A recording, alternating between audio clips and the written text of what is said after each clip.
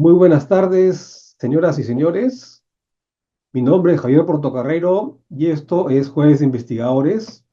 Es un programa que auspicia el Consorcio de Investigación Económica y Social CIES, del cual yo soy el director ejecutivo. Y la idea de estos Jueves de Investigadores es generar un espacio de diálogo, debate y sobre todo de aprendizaje en base a investigaciones recientemente concluidas y precisamente a cargo de los investigadores, autores de estas investigaciones, para pues promover la difusión del conocimiento y también, sobre todo, el aprendizaje de los detalles de lo que implica hacer una investigación a nivel de la metodología utilizada, las fuentes utilizadas, la bibliografía relevante.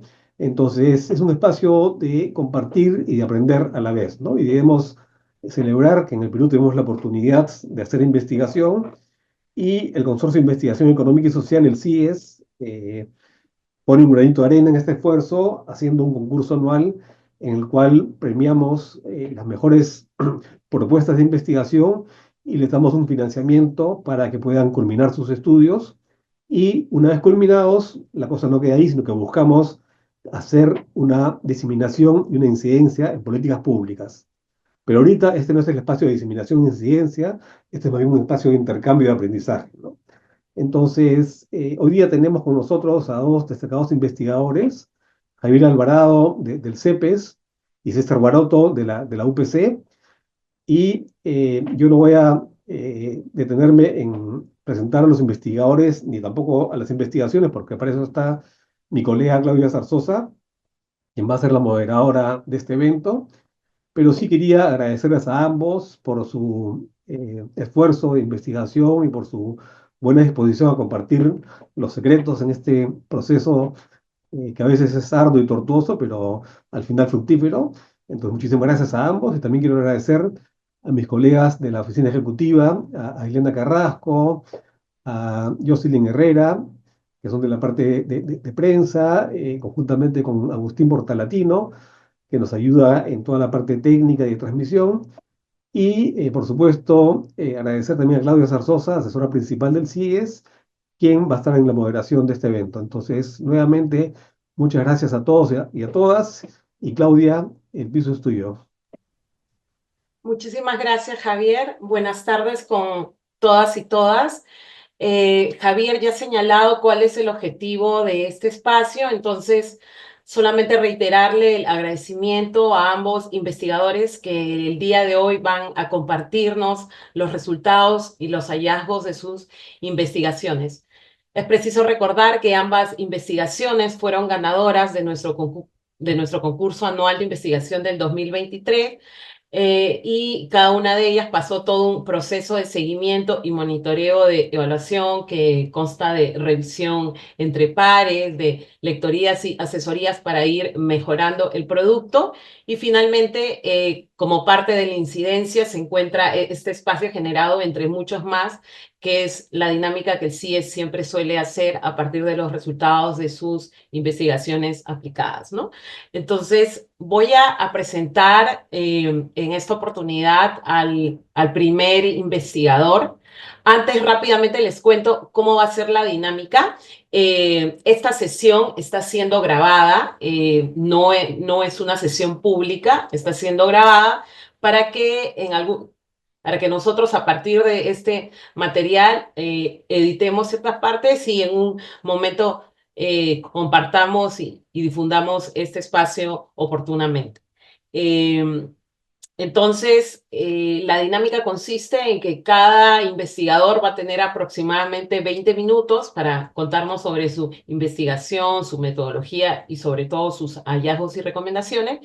Y luego de eso se va a abrir un espacio de discusión en donde todos los presentes pueden participar de dos maneras. Uno, alzando la mano virtual del Zoom y dependiendo del tiempo yo voy a ir controlando eso y dando pase a sus intervenciones y consultas. Y la otra manera, que en realidad es la más rápida y agiliza bastante en la discusión, es interviniendo a través del chat con preguntas directas que yo las leo y se las comparto a los investigadores. Eso en general es la dinámica de este espacio. Entonces, ahora bien, iniciamos con la primera investigación a cargo de Javier Alvarado. La investigación se llama Determinantes de la inserción de agricultores familiares en mercados dinámicos.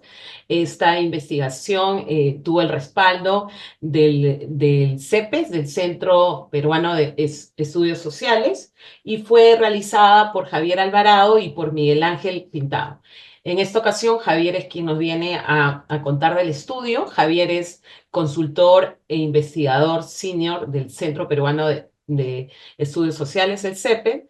Javier también es magíster en economía por la Pontificia Universidad Católica del Perú y cuenta con 30 años de experiencia en evaluación de proyectos e investigación en finanzas rurales, microfinanzas, desarrollo rural, asociatividad y cadenas de valor.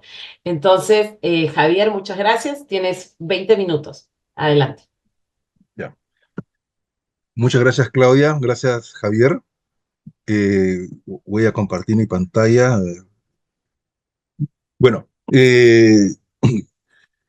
esta investigación la realizamos gracias al apoyo del CIES y bueno, estos son los temas que un poquito que quiero presentar, ¿no?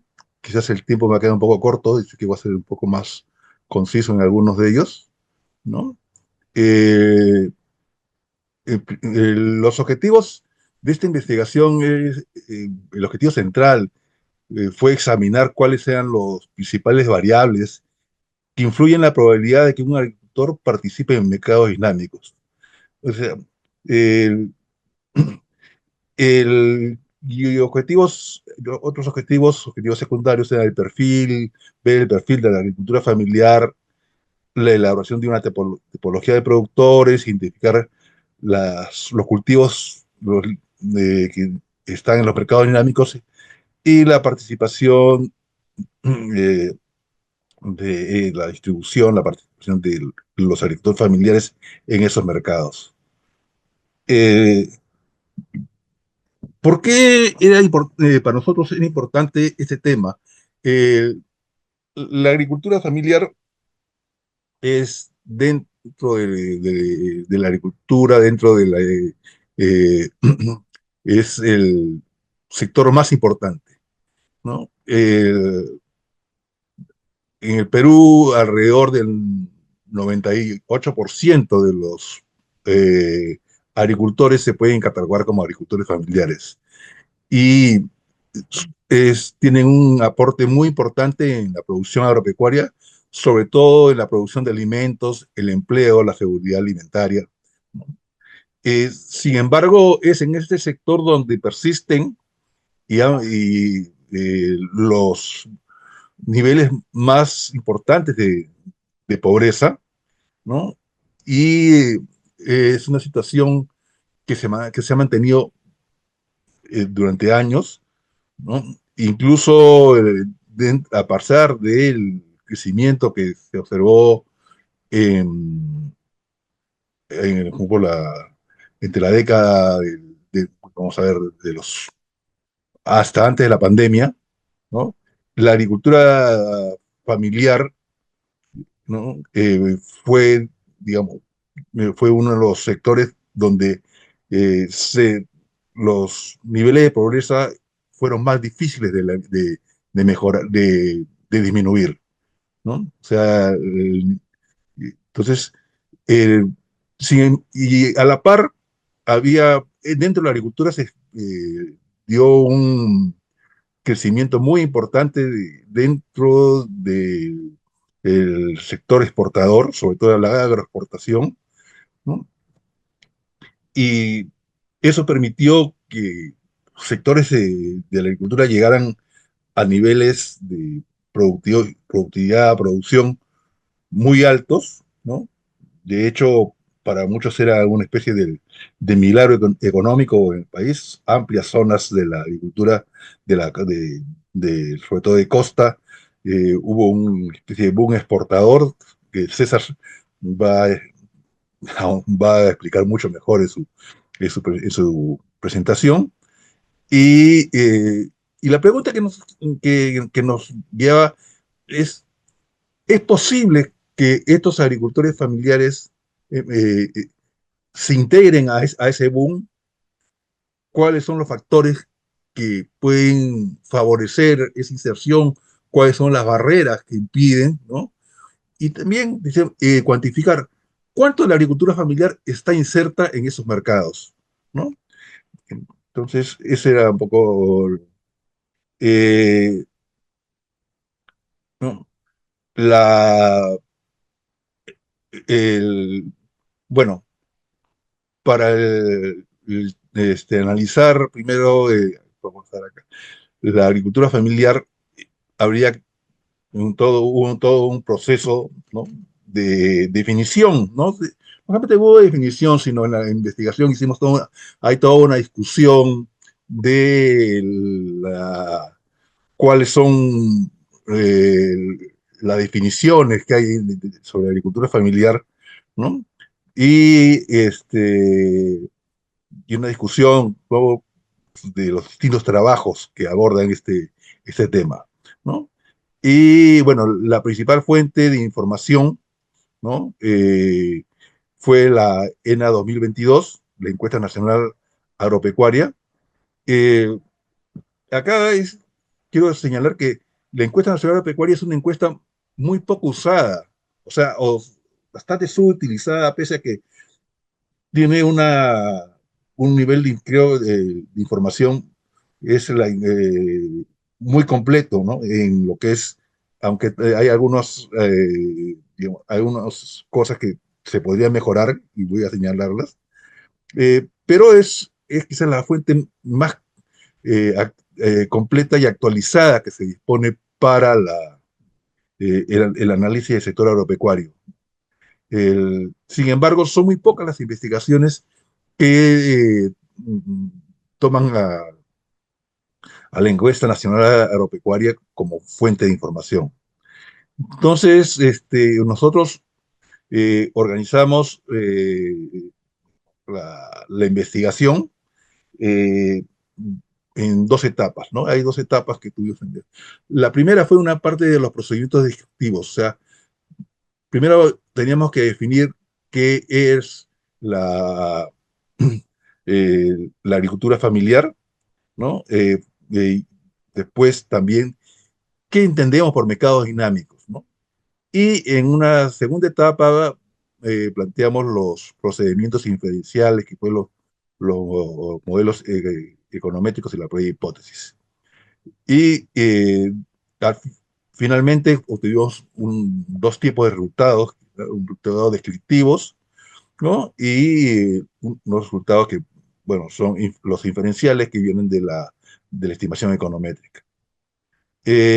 Bueno, acá están las etapas que tenemos, ¿no? O sea, tenemos acá, bueno, acá vemos la parte estadística, que están más desarrolladas, ¿no?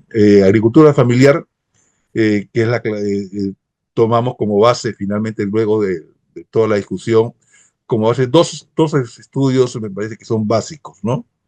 El de Caballero, que es un estudio muy antiguo, ¿no? Que se remonta a los años 80, que donde él hace un estudio que evalúa los efectos de la reforma agraria, y,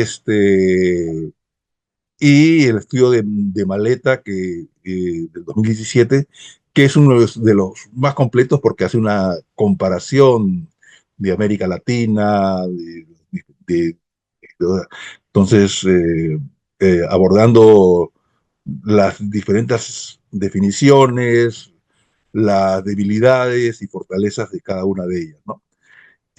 Bueno, finalmente nosotros nos quedamos con una definición operativa, porque era lo que permitía la información, que era, básicamente se basa en la de Caballero, donde hace una estandarización basada en las hectáreas con riego en costa, ¿no? Donde el límite de una economía familiar es menos de 10 hectáreas, ¿no? menos de 10 hectáreas con riego se considera eh, economía familiar, ¿no? Y hay unos coeficientes de homogenización, eso están en investigación, ¿no? Que los diferentes tipos de tierras, hay un coeficiente para poder homogeneizar la tierra, ¿no?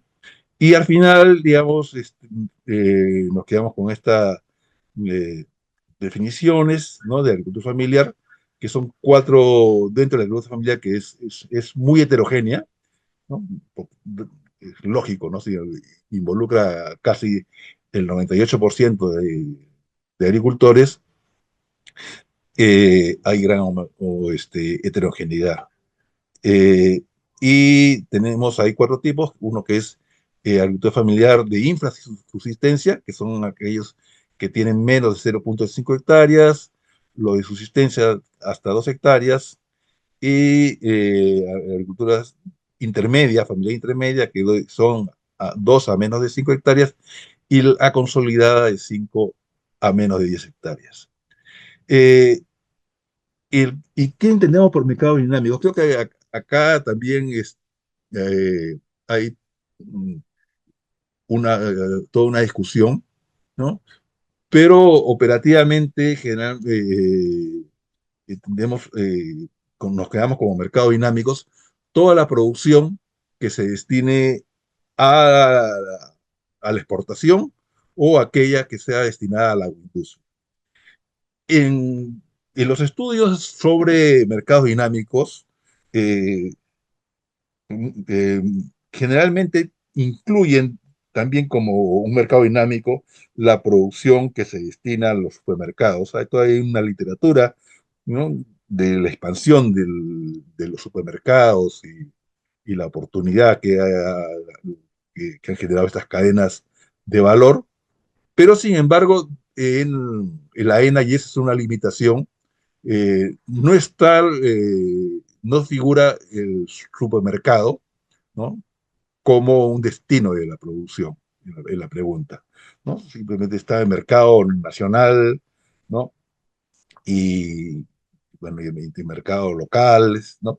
¿No? Agroindustria y exportación. Entonces, había forma de, de ver incluir, digamos, la producción que va al supermercado.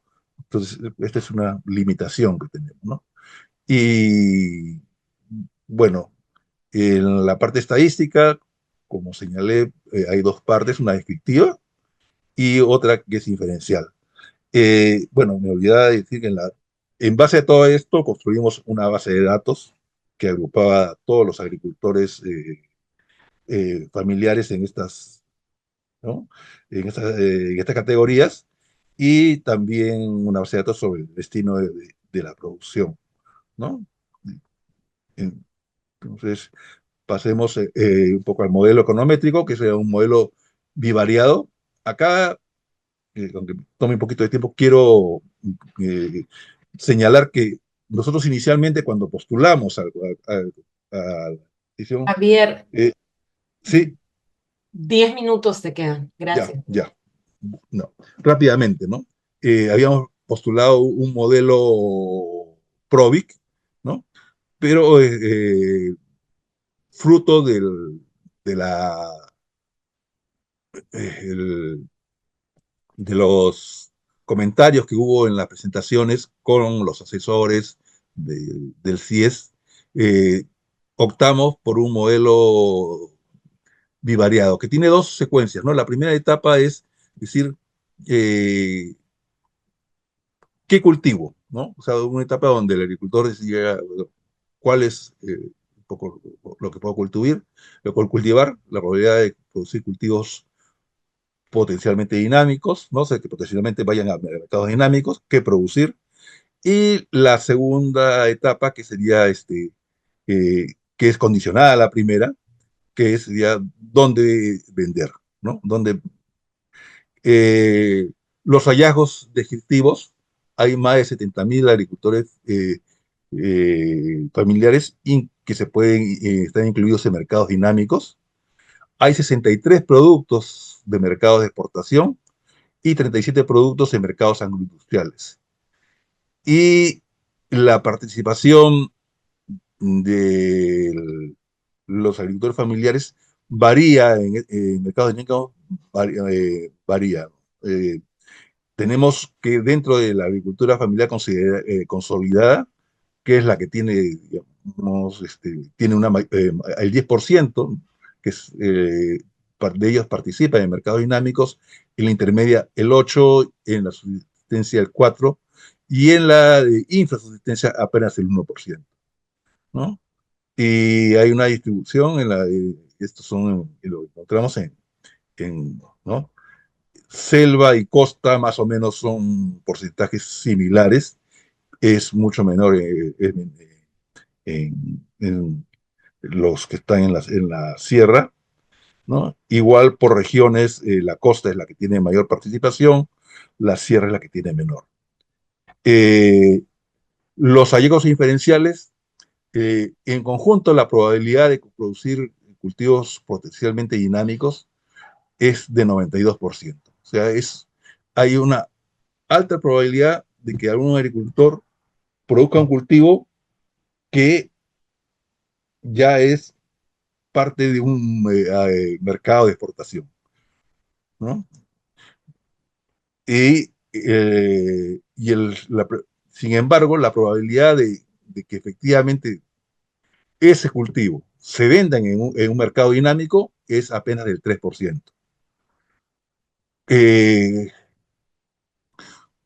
¿Cuáles son las principales variables que, que- que influyen primero, o sea, que influyen en la posibilidad de producir un cultivo que pues, potencialmente pueda insertarse en un mercado dinámico? Son el clima, básicamente tienen que ver con el clima, la calidad de la tierra y la disponibilidad de agua. En cuanto digamos, a la segunda etapa del modelo, que es dónde vender, sí, obviamente, cuál es la probabilidad de que, como sea, que inserten, es del 3%, y cuáles son las variables que influyen. La principal es la asociatividad, que tiene una influencia alrededor del 9%, te dice 8, pero que es cerca de casi 9%. La localización geográfica, sobre todo si está ubicado en la costa, ¿no? Y las variables que tienen que ver con capacitación, asistencia técnica y acceso al crédito formal. De estos hallazgos, concluimos que hay un margen importante para intervención pública o privada para mejorar la participación de agricultores familiares. El hallazgo 3, que es, eh, acá esto también es o, hicimos estas inferencias, ¿no? De acciones vinculadas, ¿no? De variables vinculadas a sugerencias de los lectores de, la, de los informes. Y lo que encontramos es que las acciones articuladas tienen una ventaja adicional sobre acciones desvinculadas, pues aumentan la probabilidad de inserción, ¿no? ¿No? Acá tenemos, para ir terminando, el cuadro donde en las líneas azules son las acciones eh, eh, que son aisladas, digamos, acciones, o sea, políticas aisladas, las variables aisladas. Las roja es la articulada, que hay como eh, aumenta la probabilidad de manera importante, y hay algunas que, digamos, que son acá, tipo, que llegan hasta aumentar la probabilidad en 15% por capacitación, asistencia técnica, asociatividad y crédito, ¿no? Son muy importantes cuando son articuladas, se potencian, o sea, hay una potenciación. Y cuando incluso tenemos algunas combinaciones que hemos encontrado, ¿no? Por ejemplo, título, titulación, asistencia técnica y asociatividad aumentan la probabilidad que un agricultor familiar se inserte en un mercado en un 25%, ¿no? Bueno, otras son capacitación, asociatividad y crédito, ¿no? Estas son las principales recomendaciones. Yo, para terminar, que ya creo que estoy, Claudio, ya creo que estoy con el tiempo, solamente es señalar que en temas de recomendaciones uno diría, bueno, hay que promover la asociatividad. Sin embargo, yo creo que esto nos pone un reto sobre cuáles son las barreras de las... Porque la asociatividad se ha tratado de promover en la agricultura de múltiples formas, ¿no? Uno se puede remontar, no sé, a políticas del FIDA, yo me acuerdo, en finales del siglo pasado, ¿no? Suena, ¿no? Cuando de diferentes formas y actualmente, o sea, a través del crédito, a lo han tratado de hacer a través de las eh, de agrorural, de diferentes acciones, promoverlas. Sin embargo, casi no se ha variado. O sea, si no vemos las cifras de la ENA, de las cifras donde está la información disponible de ENA, que es de 2014 al 2023, fluctúan entre 6 y 9% más o menos de agricultores que están asociados, que declaran que pertenecen a una asociación con fines económicos. Eh, y yo creo que hay un reto en diseño de política que es muy importante y creo que hay que ahondar sobre por qué la asociatividad no ha tenido éxito. Y yo creo que eh, una de la,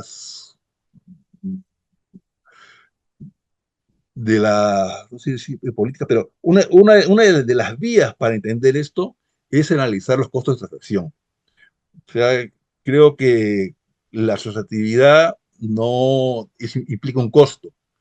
Implica un costo y ese costo es bastante alto en la agricultura, ¿no? Y el costo no solamente es el costo a veces de trasladarse y juntarse, sino el costo de hacer, podemos, de que un agricultor vea que es ventajoso asociarse. Y muchas veces, incluso en las encuestas, cuando hay muchos que no encuentran muchas ventajas, ¿no?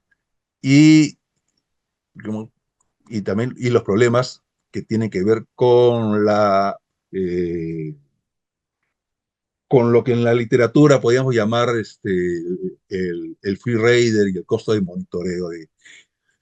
La falta de institucionalidad a veces de cumplir los acuerdos y cómo generar incentivos para que los acuerdos se cumplan.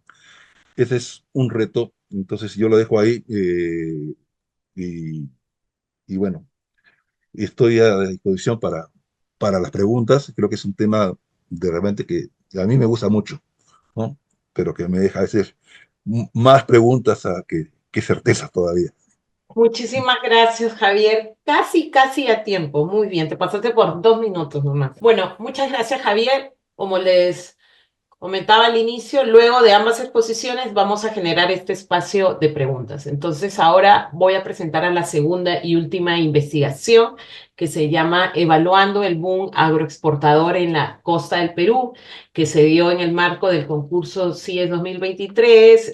Quien respaldó esta investigación es la institución UDEP, la Universidad de Piura. Y los investigadores que desarrollaron esta investigación fueron César Guaroto, quien el día de hoy nos acompaña, Claudia Torres y Alexander Pacheco. César Guaroto actualmente es profesor en el Departamento de Economía de la UPC, también es doctor en Economía por la Pontificia Universidad Católica de Chile. Sus diversas investigaciones se centran en el desarrollo económico, la economía histórica y la microeconometría aplicada. Ha publicado también en diversas revistas académicas indexadas y ha presentado sus diversos trabajos en congresos internacionales. Entonces, César, nuevamente recuerdo los 20 minutos que tiene para la exposición. Muchas gracias. Adelante. Gracias, Claudia. Yo feliz de poder participar. Si me escuchas bien, ¿no? Sí, Sí. y yo sí veo tu Ya, presentación. Entiendo que todos los participantes están viendo. Sí. perfecto, perfecto. Entonces, el proyecto fue financiado por el CIES hace un par de años y luego hemos ido trabajando en él. Ahora tiene este título. Estamos tratando de publicarlo en una revista indexada. También la razón por la cual también tengo la presentación en inglés es porque estamos tratando de ya mantener esta presentación para todas las demás. El título es Cosechando desigualdad, el impacto de la expansión agroexportadora en los mercados locales del Perú. Bueno, primero le doy una pequeña motivación, aunque probablemente aquí no hace mucha falta, todos deben saber más o menos la importancia de esta pregunta de investigación. Luego pasaré a la parte que quizás es la de más interés, que es la parte econométrica, estadística, ¿no? Para entender un poco los supuestos que hay en esta metodología, y luego hablaremos de los resultados. Entonces, el proyecto empezó también con una motivación para entender mejor lo que ha dejado la ley Klimper, ¿no? Hace 2 años y hasta ahora sigue un poco el debate en torno a la vigencia de o sea, si se debería extenderse o no este apoyo que se le ha dado a las empresas agroindustriales. La ley Klimper, para los que no saben, es el nombre con el que se le ha llamado popularmente a la ley 27360, que fue promulgada en el año 2000, que fue promovida por el entonces ministro Klimper, que además es un empresario agroindustrial, ¿no? Otorga beneficios importantes tributarios y en beneficios laborales para estas empresas, como la reducción de aportes de seguridad social y les da un régimen de contratación temporal especial. Inicialmente se planteó como una ley que iba a tener solamente 10 años de vigencia, pero se ha ido extendiendo hasta el 2020, pero al día de hoy se está debatiendo todavía si extenderla aún más, ¿no? Y creo que en este mismo momento el Congreso lo tiene en debate. Estas son algunas fotos de lo que en su momento fue la protesta de los trabajadores agroindustriales por la ley Klimper. Fue una protesta que captó mucho la atención de todos los medios y incluso fuera del Perú, por esta aparente contradicción, ¿no? La contradicción que tiene el hecho de que es una industria que ha generado muchas exportaciones, mucho crecimiento, las cifras de empleo son evidentes, pero sin embargo la gente no está conforme, ¿no? Y es capaz de protestar de esta manera. Entonces, generó preguntas sobre la validez de este modelo. Pero los datos no mienten también. Es cierto que el auge agroexportador existe, ¿no? Y probablemente el agroindustrial no existiría si no hubiera existido este boom agroindustrial, ¿no? Sobre todo en productos como la uva, el mango, frutas de estación y también productos como la palta y los espárragos que tienen una alta demanda fuera del Perú. Este crecimiento también ha sido resaltado recientemente, pero por mucho tiempo, o sea, si uno lo compara con otros sectores fuera de los sectores tradicionalmente exportadores, como son la minería o el petróleo, la agroindustria ha sido de las que más han crecido constantemente en los últimos 30 años. Entonces, ese crecimiento sostenido habla después de una auténtica, no sé, industria competitiva en el Perú, ¿no? Entonces, eso es algo que hay que remarcar y que claramente uno tiene que tener en cuenta cuando toma decisiones sobre esta política. Ahora, existe una gran literatura en el Perú sobre los efectos que ha tenido este boom. Hay mucho interés de las ciencias sociales, pero yo he notado y mis autores notamos que la mayoría tiene un enfoque cualitativo y la conclusión en común, muy compartida, es que los efectos positivos podrían no ser suficientes para compensar con los efectos negativos que tiene esta industria en términos ambientales, ¿no? ¿Por qué? Porque también se le cuestiona mucho su alto consumo de agua en un contexto desértico. Otros efectos negativos que se han señalado en la literatura son la mayor concentración de la tierra, la eliminación de la pequeña industria, de la pequeña agricultura, entre otros. Nosotros, hasta donde sabemos, no existe otro estudio cuantitativo que evalúe el efecto de la agroindustria en el Perú y consideramos que es importante tener esta información para la toma de decisiones. Entonces, la pregunta de investigación es, ¿cuál fue el efecto que tuvo este crecimiento en los ingresos y el empleo de las personas que vivían cerca de estas agroindustrias, ¿no? Y la pregunta secundaria es si este efecto además es heterogéneo por grupos, que es una conclusión a la que llega mucho la literatura previa, ¿no? Que este efecto beneficia solamente a pequeños grupos, no es generalizado. Y en particular nos interesa el efecto sobre los pequeños productores agropecuarios cercanos, ¿no? Y en eso este proyecto se relaciona bastante con el de Javier. Usamos las encuestas de hogares del 2020, desde el año 2000 hasta el año 2022 a nivel individual para todos los individuos mayores de 14 años. También usamos los datos de la SUNAT. Tenemos datos de la SUNAT de exportación a nivel de empresa desde 1994 hasta el 2022. Y también usamos datos del Censo Poblacional de 1993 para este estudio.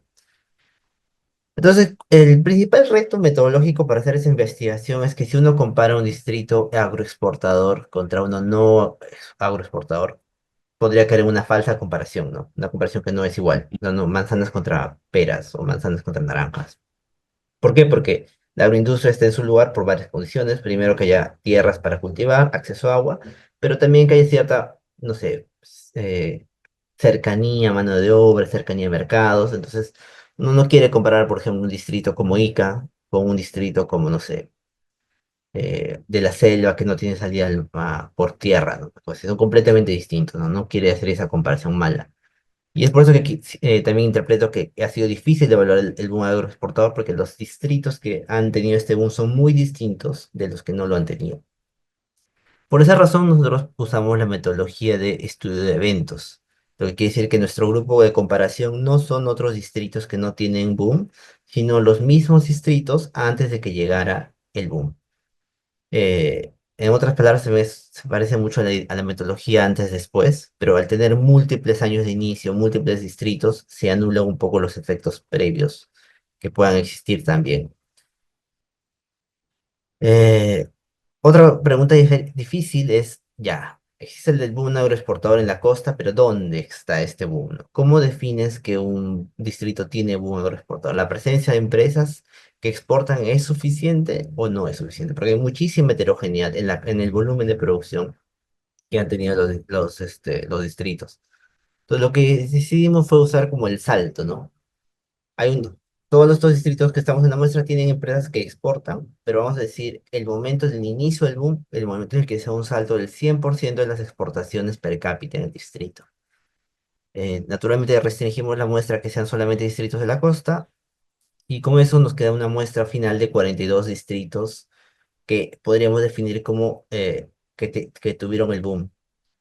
Tuvimos que sacar a 5 distritos de la muestra porque recibieron el boom muy tarde, entonces no había forma de aplicar en la metodología, con lo cual nuestra muestra final son 37 distritos en los cuales podemos evaluar el boom. Este es un ejemplo de cómo aplica esta metodología o como esta idea de definir el inicio del boom como el salto importante. Por ejemplo, este es el distrito de Pachacútec, ¿no? En Ica a la derecha. Se ve que hasta el año 2007 tenía un volumen de producción bastante estable. Podría decir que está por debajo de los $800 per cápita, que es un volumen alto, relativamente alto, pero estaba quieto, ¿no? O sea, en ese distrito probablemente había alguna empresa, algún sector que exportaba bastante, pero no. Pero lo que pasa después es que se da un salto gigantesco y al año 2009 se tiene niveles de agroexportación cercanos a $10.000 per cápita, ¿no? Entonces, efectivamente estamos hablando de un antes y un después. Antes de Pachacute, antes del año 2007 es una realidad, después de 2007 es otra realidad. Lo mismo podemos decir con, no sé, con el distrito de Motupe, ¿no? Motupe hasta el año 2015 tenía un volumen relativamente bajo, nunca llegaba a los 800, pero ya para el año 2021-22 está llegando a los $3.000 per cápita, ¿no? Y eso es para todos los casos, todos los distritos se aplica esta misma metodología, que sin embargo, pues de todas maneras tiene heterogeneidad, ¿no? Es posible. Estamos acá hablando de un promedio de los distritos con agroexportación, pero dentro de esos promedios también hay algunos que tuvieron más y menos.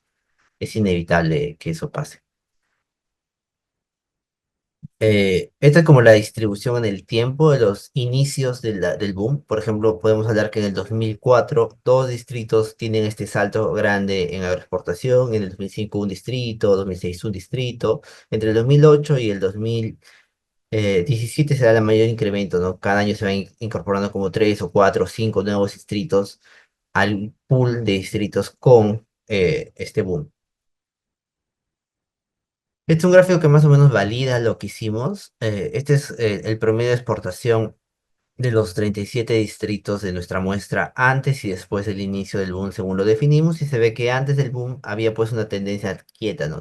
Tenían un número valor superior a cero, o sea, ninguno de estos distritos empieza a exportar desde cero, pero no llegaban pues a 500, ¿no? Estaban en promedio cerca de 200, 300 per cápita, pero luego de nuestra definición de inicio empiezan a crecer sostenidamente y en promedio, 6 años después, estos distritos tienen $5.000 per cápita de exportación. Es muchísimo dinero, es una cantidad muy grande de producción industrial, bueno, agroindustrial. Espacialmente también los podemos distribuir de esta manera, ¿no? Entonces, hay unos que son más o menos esperables, como muchos distritos están en Ica, pero también hay otros distritos fuera de Ica, ¿no? Por ejemplo, están varios en La Libertad, en Lambayeque, en Arequipa. Y claro, probablemente los que empezaron antes, los primeros en tener este boom, estuvieron primero en Ica, ¿no? Que es donde se conoce o es la cuna donde se ha gestado un poco este fenómeno del boom agroindustrial.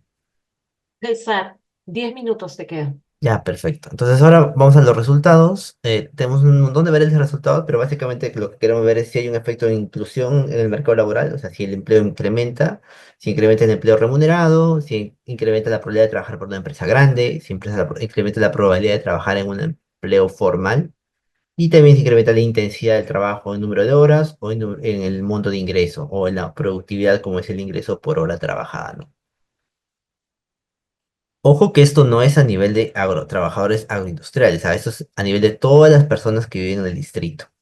Porque en el ENAO no es posible saber exactamente si estás trabajando para un agroindustrial, ¿no? Lastimosamente ese nivel de conocimiento no lo sabemos. Pero entonces estamos mezclando aquí el efecto directo de contratación a un trabajador con el efecto que este trabajador probablemente compra un alquiler, compra comida, compra cosas, sea un dinamismo económico que favorece a todos los habitantes de este distrito. Y también vamos a mostrar el efecto diferenciando por sexo. Vamos a ver si el efecto es cómo es para hombres, cómo es para mujeres, cómo es para jóvenes, definidos como menores de 40, cómo es para personas con mayor nivel educativo, definido como personas con más de nivel secundaria.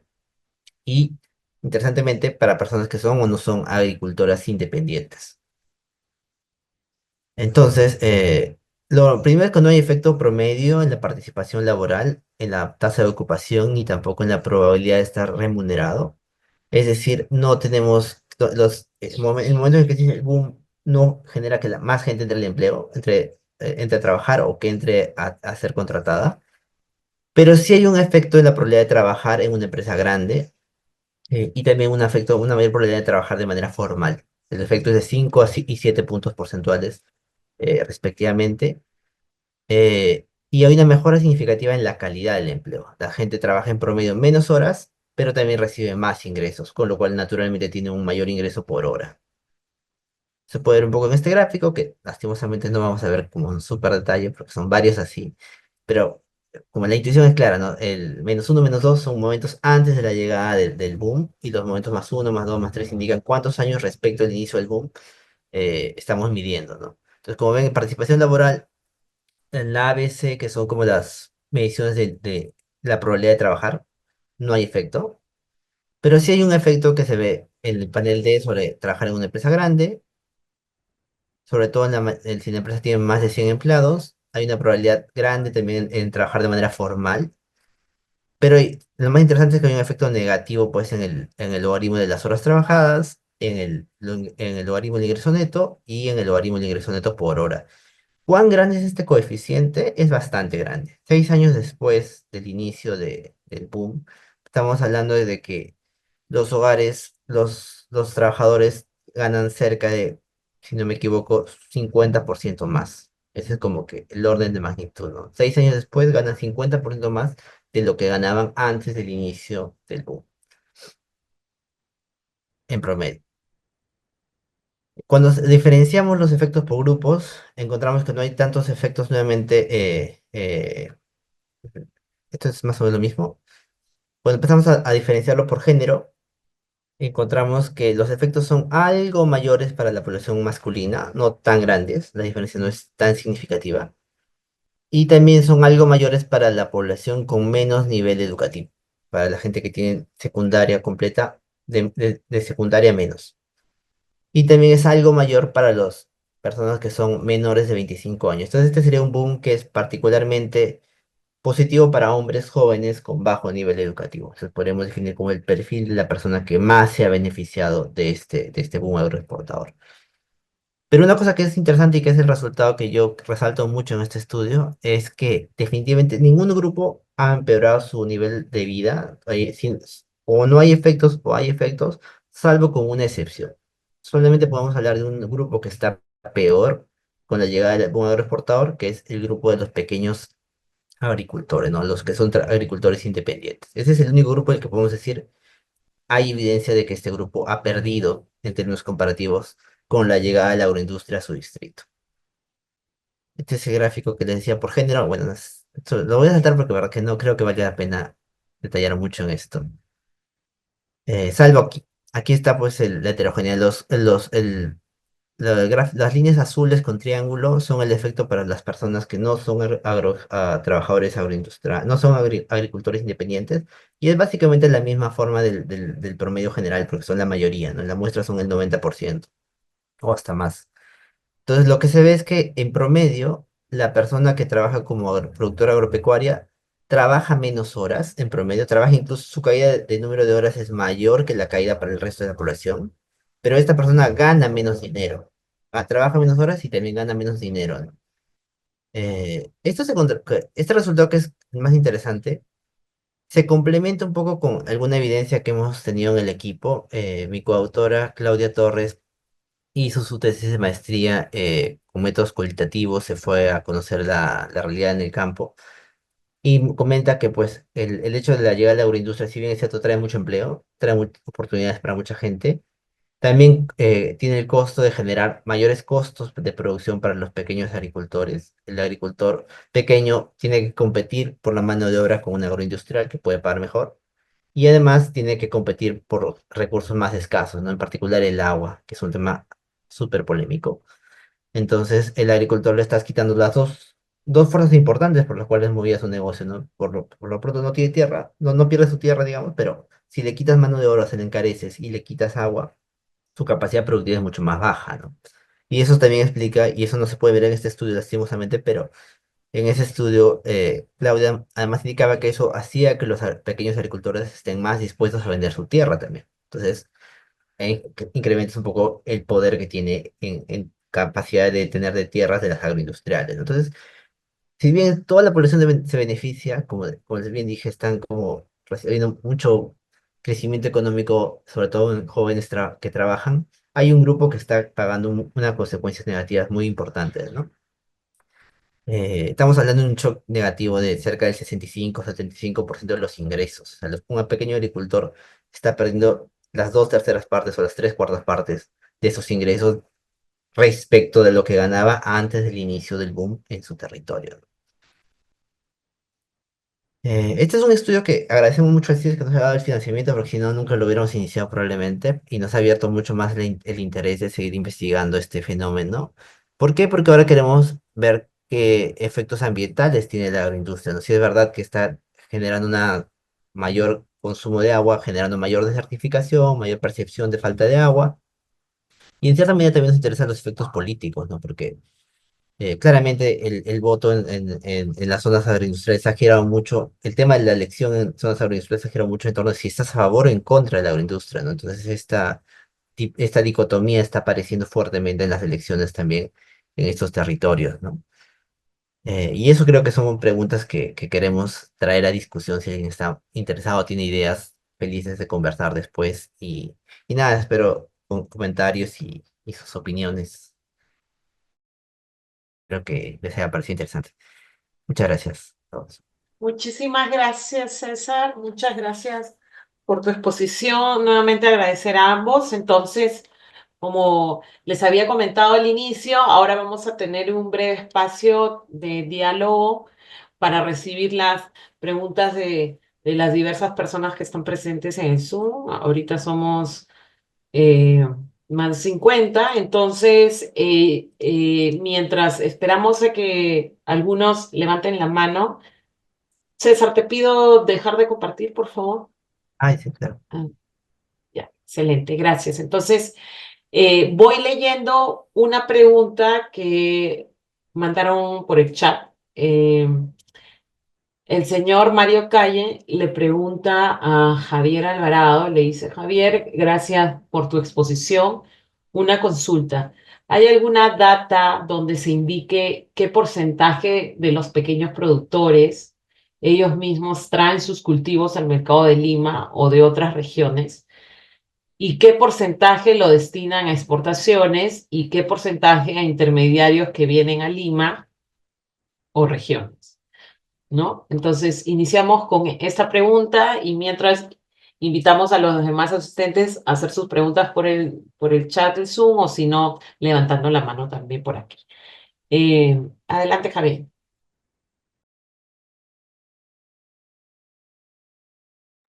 Estás muteado. Ya. Sí, gracias por la pregunta. Nosotros en la base de datos no abordamos todo porque lo que ha preguntado están, el destino de la producción, están, que es lo que hemos visto, está en una pregunta, pero hay una pregunta si es que vende a intermediarios, que es otra pregunta. ¿Habría la posibilidad de ahondar y cruzar estas dos preguntas? No lo hicimos porque, digamos, no estaba, digamos, dentro de nuestras clasificaciones y era, digamos, ya implicaba más tiempo, ¿no? Y que del poco tiempo que se disponía para hacer la investigación. Pero sí es posible contestar esas preguntas con la base de datos de la ENA. Perfecto. Muchas gracias, Javier. Ahora vemos que ha alzado la mano Javier Portocarrero. Adelante.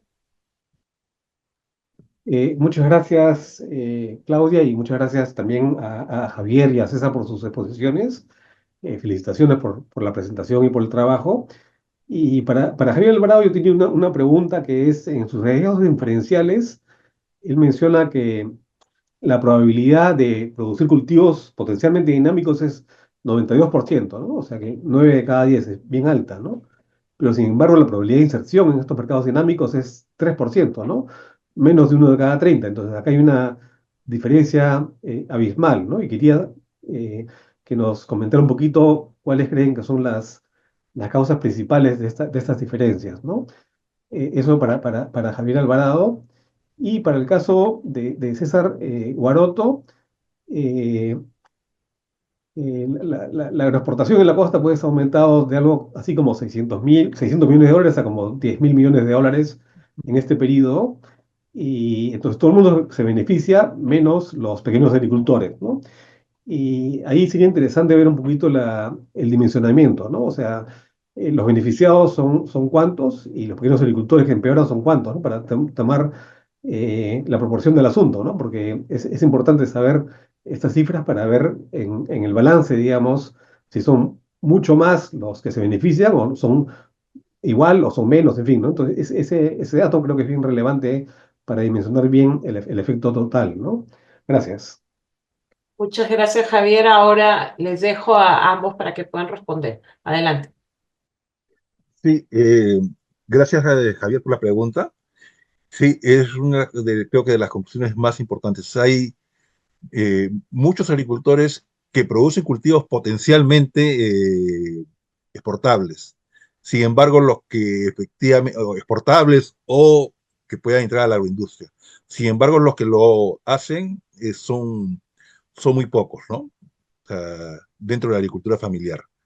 Y esto tiene relación, digamos, si estás en una agricultura de subsistencia o insubsistencia, la probabilidad aún es menor, ¿no? O sea, el, yo creo que esto tiene que ver con varios factores, ¿no? Hay un primer factor que es el el volumen producido por el agricultor, ¿no? Eh, y esto, digamos, no lo hemos examinado en el trabajo, pero bueno, yo en los últimos años he trabajado bastante en lo que es café y cacao, ¿no? Particularmente en cacao con la gente de la Alianza Cacao Perú. Y lo que me decía un compañero, colega, ya, mira, si tú no puedes llenar un contenedor, no puedes exportar. O sea, olvídate. O sea, entonces hay una cuestión ahí que los pequeños que producen muy poco y con baja productividad no van a poder. Entonces, digamos, por eso, digamos que lo que aparece en el estudio, digamos, que es la asociatividad, es como el factor más importante que influiría, digamos, en la probabilidad. Ahí es, es muy coherente porque la asociatividad te permite al pequeño reunir una cantidad que sí pueda ser exportada, ¿no? Eh, yo creo que eso es básico. Entonces ahí la discusión cómo promover esa asociatividad, que es, digamos, en el Perú, prácticamente casi todas las políticas de promoción de asociatividad han fracasado hasta el momento, ¿no?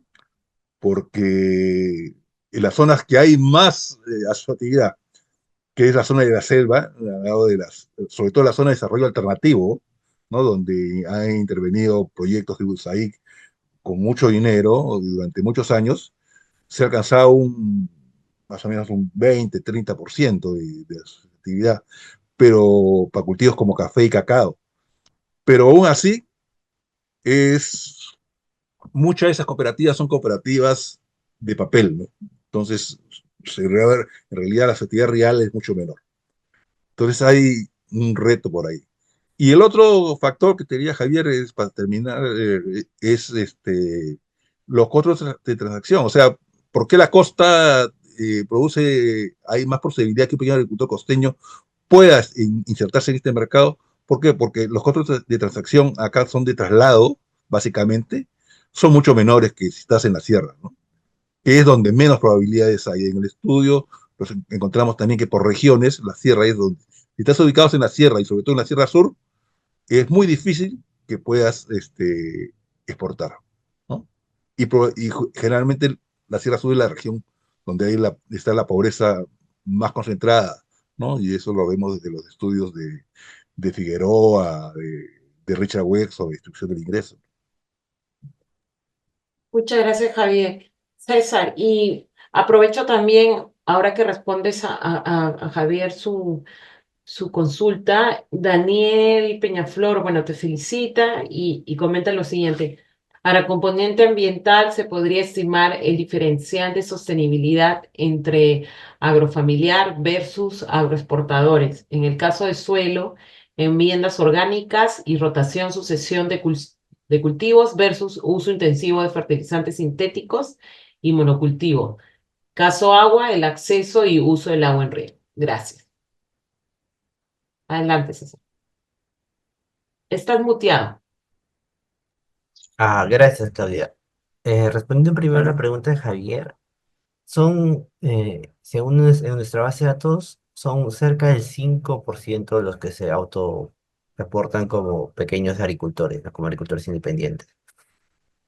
No sé si ese número haya bajado, también como consecuencia de la presencia de la agroindustria, quizás hubiera sido más alto. Eh, pero ese es como entonces, en cierta medida podrías hablar de un grupo minoritario, son un grupo minoritario.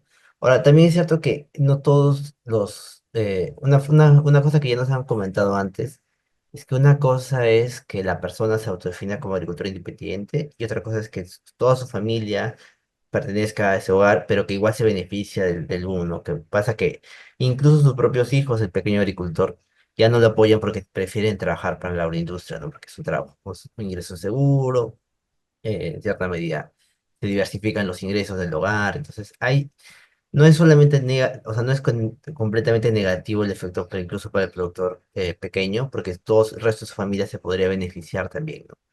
Pero definitivamente es un sector, es un tipo de trabajo que podría estar en peligro de extinción, si lo quieres ver así, ¿no? O sea, ante la llegada de la agroindustria y el incremento de la competitividad, va a incrementar el costo de la producción. Estos pequeños agricultores podrían catalogarse como ya no competitivos y lo natural es que vendan sus tierras y empiecen a trabajar también para la agroindustria. Si eso es positivo o no, eso no es fácil de determinar, ¿no? Pero podría estar explicando un poco también el porqué del descontento que hay en la zona, ¿no? Porque es un modo de vida que ha estado persistente por, no sé, pues, siglos quizás. Entonces, es algo que no se está tomando en cuenta. Yo no pienso yo pienso que una solución realista sería dar mecanismos de compensación a los pequeños agricultores cercanos, ¿no? Para que las convivencia con las agroindustriales sea más pacífica. Por otra parte, sobre el comentario me parece muy bueno medir el diferencial de sostenibilidad. Yo creo que para eso sí nos serviría mucho usar la encuesta que usó Javier, ¿no? Que es la ENA, porque todas esas preguntas no creo que estén bien detalladas en la ENAO, pero sí es una buena idea usar este tipo de indicadores. Ya, excelente. Gracias a ambos. Y ahora vamos a pasar a la última ronda ya para no pasarnos de generalmente la hora y 15 que suelen durar estos espacios. Ha levantado la mano Daniel. Daniel, adelante. Sí, alza tu micro y no. Ahora sí. Sí. Ya, sí. Lo que pasa es que lo habían enmudecido. Sí, primero felicitaciones a ambos. Y justamente para complementar lo que decía César, efectivamente está, si bien es cierto para el tema o sea, dentro del tema de la agricultura, siempre se suele priorizar, el Ministerio de Agricultura suele priorizar el tema de productividad, ¿no? En los estudios posteriores que se han hecho, y también algunos los CIES, tiene que ver que la competitividad está amarrado a la productividad, pero también a la sostenibilidad de los factores. Uno de ellos es el factor suelo o el tema del agua.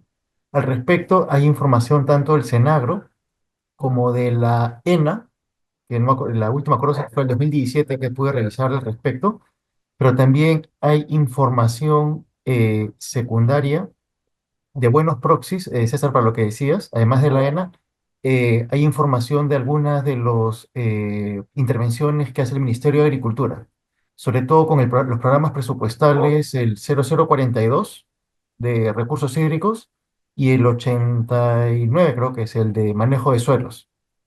Entonces, ahí hay información tanto de encuestas como de registros administrativos del propio ministerio que podrían dar buenos proxies para poder hacer, por lo menos, cubrir la parte de lo que es agricultura familiar, ¿no? O sea, con la tipología Senagro, y hay información que podría sacarse de lo que es agroexportadoras, sobre todo por las agroexportadoras que reportan, o sea, que tienen fondos, ¿no? O que cotizan en fondos o que manejan capitales, tienen su reporte de sostenibilidad.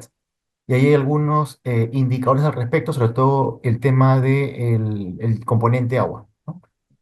Por el tema de accountability que ellos hacen. Entonces, por ahí podría ser obviamente no te va a dar la solución, pero sí se podría dar un proxy para ver el manejo del agua y de suelo en los agroexportadores más los registros que tiene Ana versus la parte de agricultura familiar, considerando los 2,2 millones, el 1,8 millones de agricultores que consideras que es en transición o agricultura familiar, que la mayoría recibe intervenciones públicas del Ministerio de Agricultura vía sus diferentes ejecutoras o vía regional.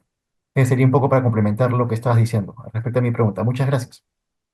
Muchas gracias, Daniel. Y antes de darle el pase a César y a Javier para sus últimos comentarios, también alzó la mano Mario Calle. Y antes de eso, Mario, disculpa, Giovanna Hurtado, lo que menciona en el chat es, faltaría incentivar a la asociatividad y los productos deben cumplir ciertas características parecidas y poder proveer a las compras estatales.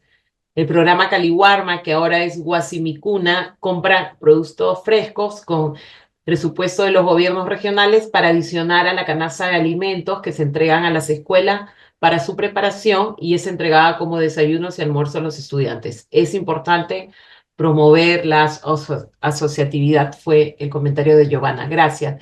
Y cerramos entonces con las últimas dos preguntas que entiendo es, Mario, iniciamos contigo. Adelante, Mario. Alza el micro. Hola, ¿cómo están? Buenas tardes. ¿Me escuchan bien? Sí. Sí, felicitaciones a los expositores. Bueno, básicamente tengo una pregunta, pero a la vez como un comentario. Yo trabajé mucho tiempo en una empresa agroindustrial que trabajaba con asociaciones y cooperativas de pequeños productores de diferentes cultivos como el banano, el café, el cacao, el jengibre, y de alguna manera vi pues las fortalezas como las también desventajas de trabajar con el mismo. Y bueno, dentro de las fortalezas era que, claro, o sea, se le proveía la mediana o gran empresa donde trabajaba a estas asociaciones y cooperativas, se les proveía asistencia técnica, aparte también el tema de las habilitaciones para sus cultivos, dado que eran rotativos o también eran permanentes. Y entonces vi que la fortaleza del trabajo compartido entre los pequeños productores y la mediana empresa, ya sea en la costa o en la selva, traía beneficios de corto y mediano plazo para los pequeños productores. Pero, ¿cuál era la desventaja que vi en este aspecto de justamente dar por adelantado algo y apoyo a los pequeños productores? Era que cuando llegaba la temporada de cosecha y, por ejemplo, el precio del cultivo subía o de repente bajaba, era el pequeño productor que decía, ¿sabes qué? No voy a poder darte todo porque no me va a alcanzar para mi canasta del día a día y por ende lo que voy a hacer es venderlo a un tercero y ese dinero lo voy a utilizar pues para mi siguiente año, porque si te lo doy a ti con lo que me diste, ya no me va a alcanzar, porque justamente el mercado para el precio de ese cultivo era en ese momento era bajo. Pero caso contrario era cuando era alto, sí, entregaba todo porque justamente recibía esa prima del valor de este producto, ¿no? Entonces, yo creo que sí funciona ese modelo del trabajo compartido entre una pequeña o una mediana, gran empresa que se establece en un lugar y que trabaja con pequeños productores, pero en la medida en que ambos se relacionen y trabajen conjuntamente sobre un objetivo común que es yo proveo para ti pero también cumple las obligaciones que de alguna manera, no bajo un contrato, sino unas obligaciones morales, por así decirlo, se da, ¿no? Y ese es un primer comentario. Y entonces el segundo comentario que tengo es, yo actualmente tengo una empresa que se dedica a vender jugos aquí en Lima y que tiene la visión de convertirse en una, por así decirlo, una gran franquicia al 2050, no solamente en Lima, sino también en otros países de Latinoamérica y de repente en América, en Estados Unidos. Y lo que queremos, y hice una tesis de cómo hago para que los pequeños productores sean los principales beneficiarios en la cadena de valor de la cadena que se va a formar. Entonces, al hacer un estudio, dije, analizamos que el precio que se le paga a un pequeño productor en chacra por así decirlo, comparado al precio que está en el mercado de Lima y comparado también con el precio que se exporta, pues hay diferenciales debido a la cadena de valor y los diferentes costos que se van dando, ¿verdad? Entonces, la tesis concluyó en que aún dándole al pequeño productor el valor de mercado con un plus por la asociatividad entre la cadena y el pequeño productor estaba dispuesto a realizar esa asociatividad, por así decirlo, con esta cadena porque recibe mayores precios, pero a la vez hay un beneficio de largo plazo porque también estaba el tema del bono de impacto que era darle no solamente en la parte económica, sino en la parte social. Sin embargo, ¿cuál era lo negativo de este punto? Era que así el productor pueda recibir potenciales beneficios, también había un porcentaje que decía, si el mercado del costado me paga un poco más, yo me voy. Entonces, al final del día, hay que analizar también esa parte, esa perspectiva social del pequeño productor o de la forma en cómo lo ve en cuanto a su cultivo, porque al final del día no necesariamente se va cuando hay una asociatividad propiamente, sino es de repente cuando busca un mayor beneficio económico en el momento en que va a vender su cultivo, ¿no? Esos son los comentarios que quería hacer y espero Muchas que... gracias, muchas gracias. Ahora finalizamos con el comentario de Vladimir. Por favor, Vladimir, lo más concreto posible, 3 minutos como máximo, si lo puedes hacer en 2, mejor. Gracias. ¿Qué tal? Muy buenas tardes. Excelente la presentación de Javier y César. Solamente de repente una en perspectiva respecto a las actualizaciones que entiendo van a tener respecto a estos estudios.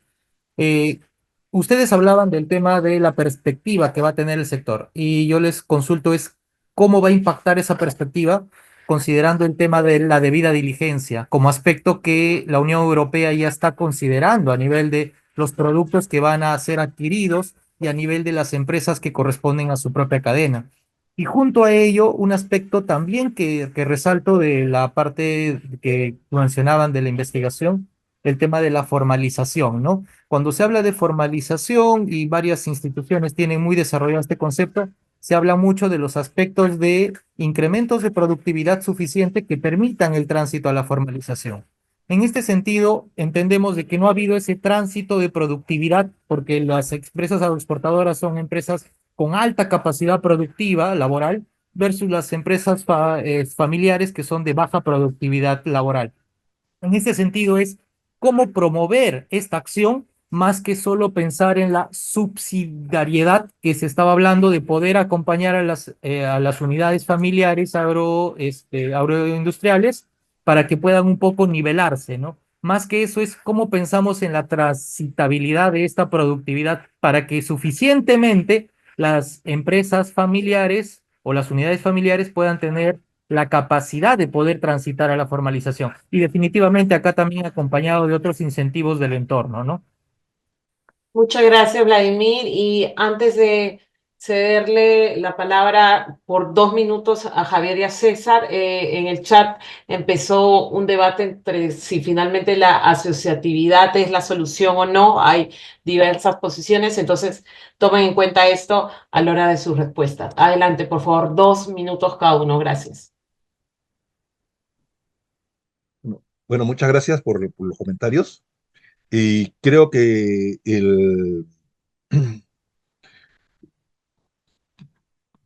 creo que el comentario de Mario me parece sumamente ilustrativo, porque este es uno de los problemas que se encuentran, ¿no? O sea, digamos, o sea, bueno, uno diría que hay una falta de cultura de cumplimiento de contratos, ¿no? Hay que generar los incentivos, porque sí, es muy común que cuando el agricultor ve que el mercado está un sol más o unos, unos 50 centavos más el kilogramo, eh, a pesar de tener el compromiso y de haber recibido algún adelanto, vende por lo menos parte de su producción a quien mejor le paga, ¿no? Y eso es muy común digamos, cuando el precio está en alto, además, el, los agricultores, los intermediarios aparecen y tratan de comprar más en chacra y convencer al agricultor para que le venda.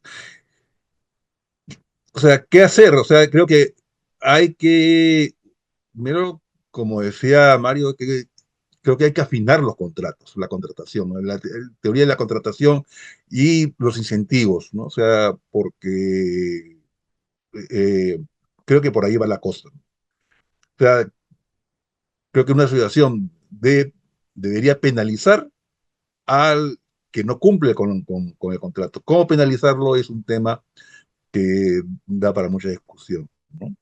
Ahora, si la asertividad es la solución, ¿no? Yo creo que por ahí vi en el chat parte del debate que decía que hay que darle fuerza al pequeño agricultor. Bueno, la asertividad es una forma de darle fuerza, ¿no? no de darle fuerza económica, o sea, es de un grupo puede negociar mejor que individualmente, entonces creo que tendría ese beneficio. Pero hay, como digo, hay un reto, podríamos pasar mucho tiempo, y curiosamente, los, yo no conozco muchos estudios sobre que estudian la asertividad, cuáles son los factores que la favorecen y los factores que las barreras a la asertividad, que un estudio, o sea, más allá de la parte anecdótica, de la parte más de casuística, mm, yo no conozco muchos estudios que aborden eso, ¿no?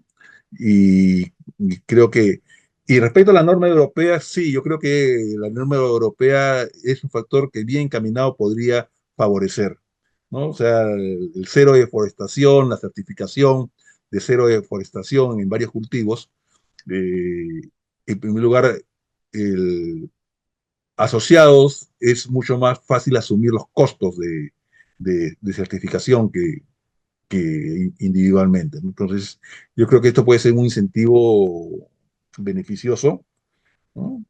Y bueno, yo lo dejaría ahí porque ya me pasé creo los 2 minutos. Muchas gracias, Javier. Adelante, César. Y no, yo sé que este tema genera debate y lastimosamente no va a haber tiempo suficiente para dar respuesta a todas las preguntas.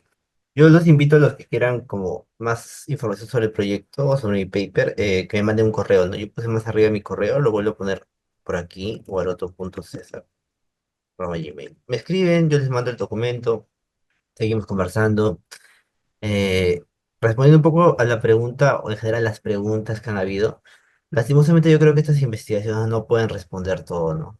Tengo una pregunta de investigación clara, mi pregunta es si tiene o no tiene efecto en los que viven cerca, y yo no aspiro a responder si la agroindustria es buena o no para el país, qué pueden hacer a los pequeños agricultores para, no para sobresalir, porque esa no es parte del proyecto, ¿no? Tiene implicancias, uno puede discutir sobre eso, pero lastimosamente no puedo ir más allá del proyecto, ¿no? Para responder esto que estamos debatiendo a veces. Lo que sí diría es que yo lo que apuntaría es, hay que reconocer que hay un efecto negativo y positivo, ¿no? El positivo hay que ya es más o menos evidente, pero este documento trata de darle como solidez estadística. Pero también es evidencia de algo que quizás no se había discutido lo suficiente, que es el efecto negativo sobre los pequeños trabajadores, agricultores. Y eso yo creo que tiene que llevarse a la mesa, ¿no? Porque ellos pagan las consecuencias negativas de lo que a otros les beneficia, ¿no? Entonces, es algo que se puede solucionar con una industria tan rentable como es la agroindustria. Eso, yo no tengo más para comentar. Muchísimas gracias, César. Bueno, vamos ya finalizando este espacio. Recordarles que en breves minutos en sus pantallas les va a aparecer una encuesta sobre la realización de este diálogo, de este espacio, así que por favor les pedimos responder. Eh, eh, Al CIES le resulta importante conocer el feedback, ¿no? Para mejorar y repotenciar nuestras diversas actividades. Ahora, para el cierre de este espacio, habíamos invitado a la presidenta de nuestro consejo directivo. No sé si se encuentra. Joana, ¿estás presente? Me parece que no, pero igual lo consulto porque a veces los usuarios van cambiando de nombre en el Zoom y por ahí no se está escuchando y prefiero no equivocarme. Bueno, en todo caso, reiteramos a nombre del CIES y sus 48 instituciones el agradecimiento por seguir aportando en este espacio y en otros de reflexión, de diálogo, a partir de la evidencia generada, de los resultados de nuestros estudios. Como les decía al inicio, este espacio se va a compartir en próximas semanas, se va a editar algo y ya se ha compartido la presentación tanto de César como de Javier al interno por el chat, lo han ido compartiendo. Entonces, todos ya tienen la información de la exposición de hoy. Entonces, agradecerles a todos por seguir apostando por el debate, por la buena reflexión y el conocimiento que aportan las políticas públicas. Muchísimas gracias con todos y todas. Muchas gracias. no se olviden de llenar la encuesta. Gracias, Javier. Gracias, César. Muchísimas gracias. No. Gracias a ustedes. Sí. No, gracias a ustedes por la invitación. Gracias.